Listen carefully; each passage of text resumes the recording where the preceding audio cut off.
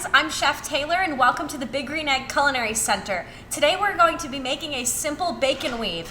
Now we're going to do it on a baked potato, which is the base of what we call a bacatarian here at Big Green Egg, but you could use this on anything that you would like to. So we start with 20 pieces of thick cut bacon. I am going to take them and put them down on either a piece of parchment or saran wrap. Now I'll show you why we do this when we get to that step. Now I'm going to lay down 10 pieces across and they're going to be nice and close together. Now you don't necessarily want them overlapping or it's going to make our second step a little bit harder on yourself. So just as close together as you can without overlap. Now you want to measure out how big the object is that you're going to be wrapping in your bacon. Now what I'm going to do is I'm going to take my potato and I'm going to lay it here. You want it to be a slightly wider weave than what you're wrapping, but you don't want to go too wide or else you're going to lose your weave when you go to cover it. So I'm going to stop about right here. It's going to give me about a ½ an inch of overhang on either side of my potato.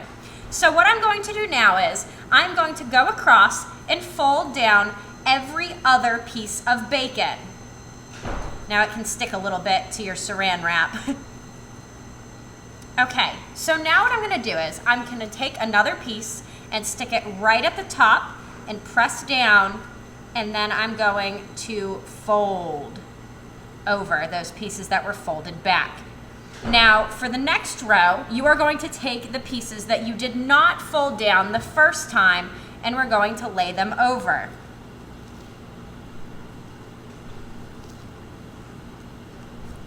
These are the two basic moves of this process. Now when you go to lay the next piece over, you want to kind of lift up the piece of bacon that's folded and push it under to get a nice tight weave. If you're wrapping something that's long, you're going to have to add more vertical levels of bacon, and it's not going to hold together unless you wrap tightly like so.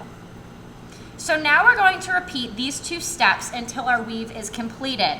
And it's okay if you have a piece that breaks. Like if this had broken here, I could simply take another piece of bacon and lay it across and continue. If you want to stop your bacon weave, you can simply cut off the extra ends if you're wrapping something smaller. Now the potato that we're going to be wrapping today is pretty large, so I will go down the full length of my bacon for this. All right.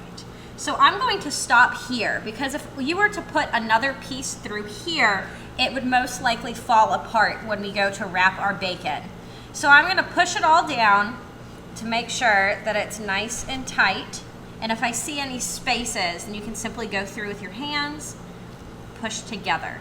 So now what I'm going to do is I'm going to turn my board and I'm going to pull it down towards me.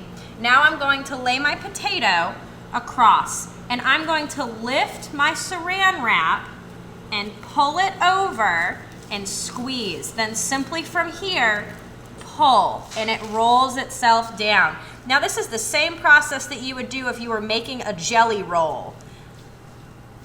So from here, if you'd like, you can either simply squeeze it together to get it to hold, or you could use our Big Green Egg bamboo skewers and stick it through the ends to hold it together. So from here, we have the start of our Baconator. This is gonna go on the Big Green Egg for about an hour and a half at 400 degrees.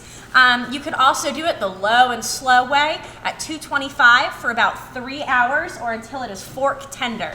Thanks for tuning in on our video of how to do a bacon weave. We look forward to seeing you back next time. Don't forget to check us out at biggreenegg.com for more delicious recipes that you can make at home on your Big Green Egg.